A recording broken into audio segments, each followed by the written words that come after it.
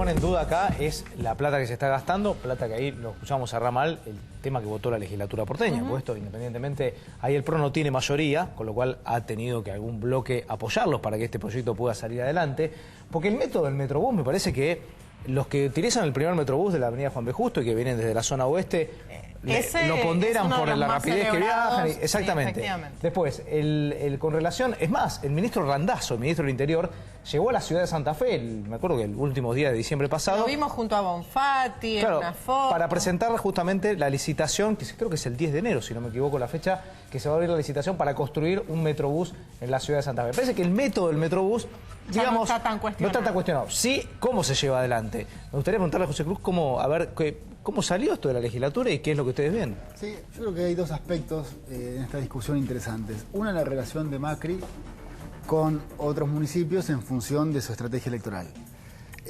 Esta licitación del Metrobús Norte de 219 millones de pesos, se termina pagando 269 millones de pesos. Es un Metrobús que tiene una extensión de 5 kilómetros, la mitad en Vicente López, la mitad en la ciudad de Buenos Aires.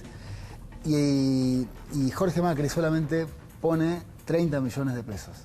O sea, que pone el 12 o 13% de la obra. Y dice que van a construir 2 o 3 reservorios de agua para frenar inundaciones, que no está claro dónde. Entonces me parece que hay un uso discrecional de los fondos de los porteños en virtud de la estrategia electoral de Macri, que es fortalecer su campaña en la provincia de Buenos Aires.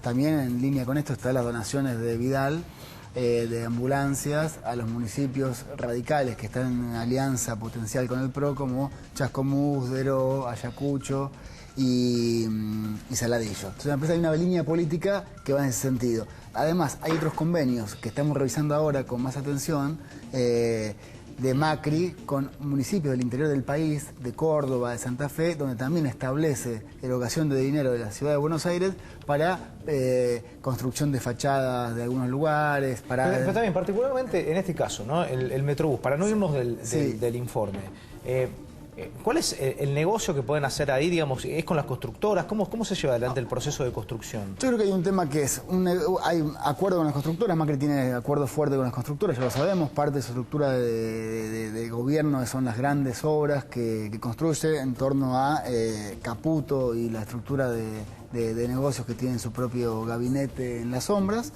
Y después yo creo que tiene una política él pensada más en que el Metrobús puede solucionar los problemas de tránsito en la ciudad, que nosotros compartimos en algún aspecto y en otro aspecto no. Algunos Metrobús resuelven problemas. El de 9 de julio y el de Juan B. Justo resuelve se destina la mitad del tiempo necesario para trasladarse con el Metrobús que antes. Pero otros no funcionan, como es el caso del Corredor Sur. Y en Paseo Colón, por ejemplo, se implementó o se intentó implementar un Metrobús que derribaba el centro de detención clandestina, el Atlético, lugares históricos, el Caina, que es un centro para chicos, el Cerro de Arancibia, y eso no se instrumentó.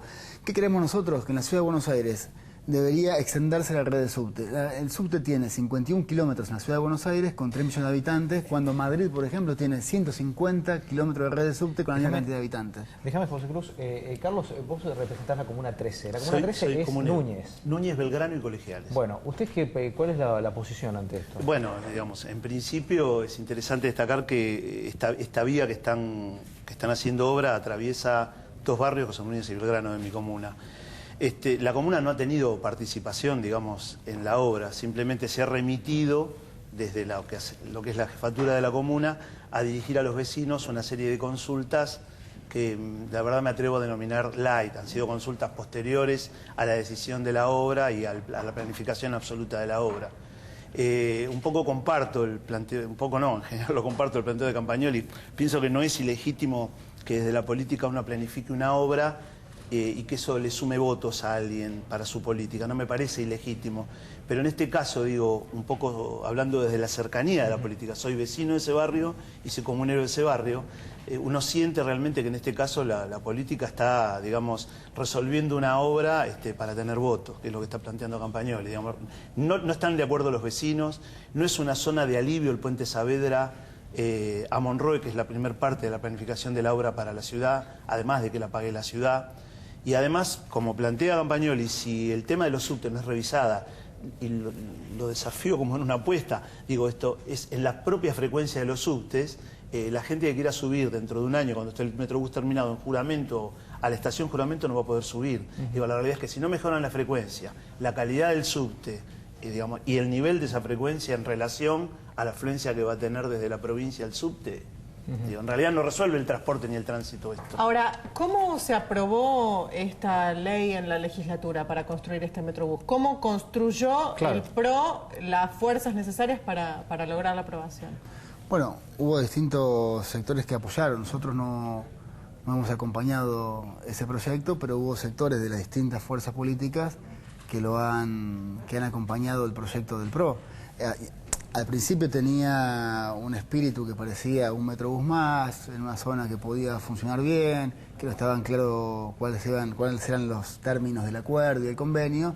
Entonces parecía que podía ser un proyecto viable una vez que uno analiza los términos del acuerdo, una vez que ve la licitación en por qué monto se realiza y después por cuánto se adjudica, que en Vicente López solamente se iban a aportar 30 millones de pesos. Bueno, ya esos elementos eran definitorios a la hora de tomar una decisión.